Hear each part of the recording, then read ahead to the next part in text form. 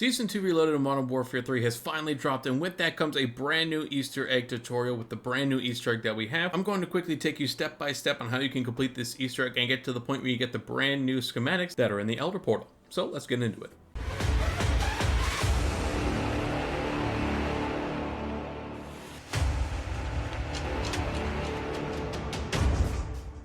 This is very much so going to start off the same way that it started off in the last season for this main Easter egg. You have to go through and complete the main story mission first before you can go do anything else, and it also kind of has a twist in comparison to season 1. I'll get to that in a minute. And thankfully it also is pointing out to you exactly where you're going to have to go for this mission. The countermeasure mission, unfortunately, is going to be in the tier 3 area. It's not going to be as difficult as tier 3, but nonetheless it's in that area. Now, even though it's not as difficult as the tier 3 area, it's still level 2 for the story mission, so just keep that in mind and get prepared enough to go and deal with those kind of zombies. Now, personally, I'm not going to spoil what you have to go through inside of this story mission so you can experience for the first time for yourself, but you'll know you get to the end when you have to fight this very tanky mangler boss that does an EMP blast. You'll understand why it's the case and why this is kind of a theme inside this new Dark Aether when you first go into this game. Once you have defeated this mangler boss, there is a Dark Aether portal that will pop up as the entity is giving a couple voice lines. Inside, you're going to find a yellow drum, a gold drum. This is the first of 4 gold items that you have to find and also create, as you'll see in a little bit, to open up the Dark Aether portal once again to get closer to those new schematics. Now, at this point, you can exit the Dark Aether if you want, but if you have extra time, I highly recommend you go and get the other 3 items, which can now be found inside the story mission and not inside of the main map. I'm going to start off with the most annoying one of them all, and that is going to be the mirror that you have to get from one of these pedestals that you'll find scattered throughout the Dark Aether story mission. The exact location is going to be I-8 at your map, and it's going to be hidden in between a circle of the Dark Aether crystals. It is really difficult to see unless you're flying above, but do your best to get around this area while keeping an eye out for this pillar. Now, the main objective of this pillar is that you have to kill zombies with a very particular type of ammo. You'll know what type of ammo it is based on the effects happening on the pillar. So from the beginning, you will have to use napalm burst until the souls no longer start gathering inside of the pillar, and then you switch over to cryo freeze, then dead wire, and finally you use brain rot ammo mod. And thankfully you don't have to have these before you go into this game. You can grab them from the pillar. The thing that I was talking about where it's kind of buggy is that if you kill zombies in front of this pillar, stuff's going to get in the way and make it harder for you to actually have these ammo mods drop. So do your best to kill the zombies at the edge of the circle and not right next to the pillar. But once you have completed all of these different ammo type shooting challenges, the pillar is going to explode, giving you a Dark Aether rift, and you are now able to get the pristine mirror. Only at a purple rarity though. I'll go through how you can upgrade them after we cover the other 2.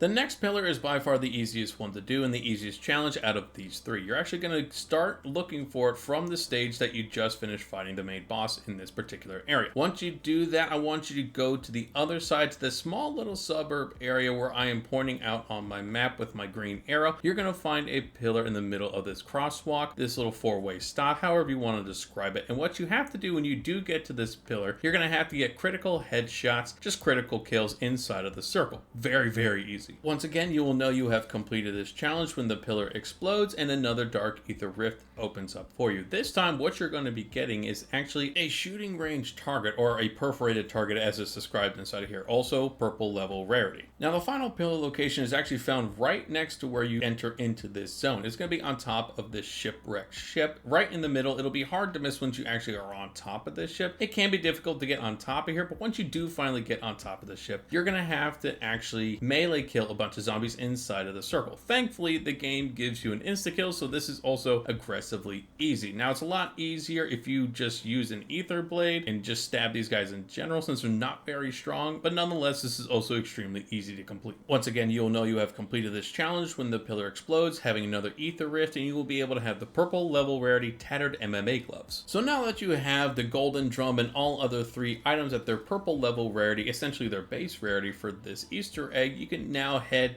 back to the main map and continue the Easter egg. Once you load back into the main map, you will have to go to very specific locations for each of these 3 separate purple items. The first one we're going to cover is the mirror again, since we started with that first. Make your way to the abandoned church that I just showed you on the map, right below Orlov military base, and you'll see this weird little cone area, this little mausoleum that's not really mausoleum. Anyway, you get to this area and you want to look for this exact pillar that has the mirror symbol on it. What's going to happen, and it very much depends depends on how many people are in your party, a zombie is going to spawn with a ammo effect on it. You need to run to this mausoleum at the top where you will now see a bunch of glowing symbols, and you're going to have to pick the ammo mod that correlates with that particular zombie's type. Now for me, since I was playing solo, I only had one zombie spawn, and it was fire, so I needed to get the napalm burst. What you have to do is then go back to this zombie, wherever they are, and simply kill it. That's literally it. Once you kill all the zombies, for me, again, I did it solo, so I only had one zombie to kill, you will drop the gold mirror. Keep in mind, you have to have the purple level rarity item inside your inventory before you can start this, and depending on how many people are in your party doing this, the more zombies are going to spawn. So if you have 4 people on your team, you're going to have 4 zombies spawn. Moving on to upgrading the purple target to the gold target, you're going to want to go to the bottom right side of your map to a shooting range. It's actually going to be right below the Shahin Manor during the only place that has a lake. Is very hard to miss. For me, it's where a pack-a-punch spawned, so it's easy for me to point out for you guys. Once here, jump into the range and interact with this particular shooting target. Now, a bunch of other targets are going to spawn that you need to shoot precisely in either part of the target where it is red, and it's going to turn the rest of that target red. You need to find a bunch of different targets throughout this area. Some of them are a little tricky and well hidden. As you can see, most of them are very easy to see, but there are 3 in particular that are a little bit more difficult to actually see. First is you're going to see is that you have to run backwards to where you first were looking into the range and go behind a bunch of these blocks. Next is going to be the one that you were looking at directly. I missed this right away. I don't know why. And the final one is going to be right behind the giant blocks as well. This one is so easily missed. Once you have completed this, you simply need to kill the zombie that spawns. And once you do kill the zombie that spawns, once again, you're going to have the gold item drop. You're going to have the gold perforated target. Very simple, very easy. Let's move on to the MMA gloves, which thankfully is very close to where you completed the target challenge. It's going to be at the boxing ring in this area that I'm pointing out to right here on the map, right below Zaravan suburbs. It's going to be the only place that you can find a boxing ring at. Once you're here, go inside and jump into the middle of the boxing ring. You're going to get a prompt that activates the relic offer on a tuned relic, just like the other 2 locations. And as soon as you do this, make your way over to these 3 punching bags. Simply hit them once or twice and they will burst into flames. Now, once you actually hit all 3 of these punching bags, you will hear something spawn inside the ring, and it's going to be a zombie on fire. You're going to have to drop one of your weapons. If you already don't have one of your weapons equipped, that is perfect, because you can only kill the zombie inside the ring with your fists. Very simple. The guy's really not all that tanky, and thankfully it doesn't matter if you put on any additional armor or not. You simply just have to kill this thing with your fists. Once you kill them, another set of these gloves is going to drop in the gold rarity. Now that you have all the gold items, the drum, the gloves, the target, and the mirror, let's move on to where you have to place these items, which is going to be back in the tier 3 area, right on top of the only hill in this area that isn't covered in buildings. And just like the previous portal, when you're trying to do the previous Easter egg, there's going to be 4 pillars scattered around the area, though this time they're a little bit more spread out. To show the exact pillar locations, you're going to see the gold drum very front and center where the portal is going to spawn, where the tornado is. That one's very simple. Move to the left and you're going to see another pillar where you have the mirror symbol on here. Of course, you're going to want to put the mirror on top of that pillar. Moving over to the right, you're going to end up seeing another pillar that has a fist on it. This is where you're going to want to put the MMA gloves. Now, here's the thing when I'm saying that they're very spread out, because the final pillar, the one for the target, is way down the other side of the hill. I missed this, and the people in my party the first time I did this found it. This is where you want to put the target. You will get a confirmation that you put these in the right locations. When the storm goes away, you're going to see a giant portal, and a new giant triangular portal is going to spawn. Be prepared for a boss fight at this point. No, not as hard as a mega abomination like the first portal had. This time you're actually going to be fighting against an EMP mimic like you did when you first got into the main story mission. And just like the previous Easter egg, what you have to do, you just simply have to kill this mimic, and a Aether portal is going to spawn. That is also going to have a brand new sigil for you, which you could then use to enter on the front side of this portal to get you into the Dark Aether and really start exploring it once again. Once you spawn into the Dark Aether, you're going to see 3 bunnies just like the other Dark Aether, and you will need to find them across the map. I'm going to quickly show you all the different locations and the kind of contracts that they are associated with. The first and by far the closest bunny is inside the warehouse, literally behind you, right where you had first spawned into the area. Make your way into this room, this break area, and you're going to see a bunny chilling right next to an open microwave. This bunny in particular is based with a high value target. For me, as you can see, I got a mega abomination while I was doing it solo. Not my greatest luck. The next bunny is also very close by. It's going to be on the building that I am pinging here, right next to where you spawned as well, where you first see these bunnies get sent all around the map. This particular bunny is associated with an Outlast contract in a very tiny location right next to the carnival area. Of course, this will ping it for you, but this is where you can find the second bunny. And the third and final bunny is by far the hardest one to get to. I recommend bringing in a Scorcher if you want to use it, because it's going to make your life that much easier getting to the very top of the mall. It's going to be literally on the very tip top, the point of the mall. Now, there are ways you can get on top of this roof as well. Using the Scorcher is by far the easiest way though, but however you get to the top of this map, this one is associated with Aether extractors, which could be very difficult in the Dark Aether if you're not prepared for it. Now, to get the brand new Season 2 Reloaded schematics in this game, you need to get into the Elder portal, the Elder Dark Aether, which can be found and done by getting an Elder Sigil inside the regular Dark Aether. This is the exact same way you get into the Elder Dark Aether in the other portal, the Season 1 portal. It works the exact same way, so if you have an Elder Sigil sitting around, this is definitely a time to use it. Because in my opinion, this Dark Aether is a little bit easier than the other Dark Aether, just because it's much more of an open area and you can get around a lot easier. And since it's easier, you'll be able to get the brand new schematics a lot easier as well. As you can see, my first time in here, I got the VR11K schematic, and I ended up getting the other two schematics as I continued through this. And the contracts inside of this Dark Aether are much better than the other Dark Aether. I think they're not as difficult, like escorting an ACV through the hardest area in the entire game. So hard. I would take an Outlast contract any day.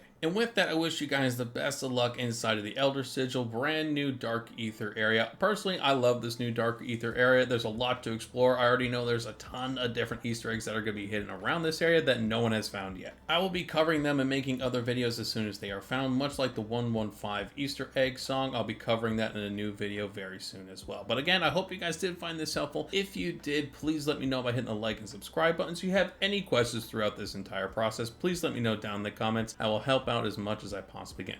Once again, I hope you guys did find this helpful, and I will catch you on the next video.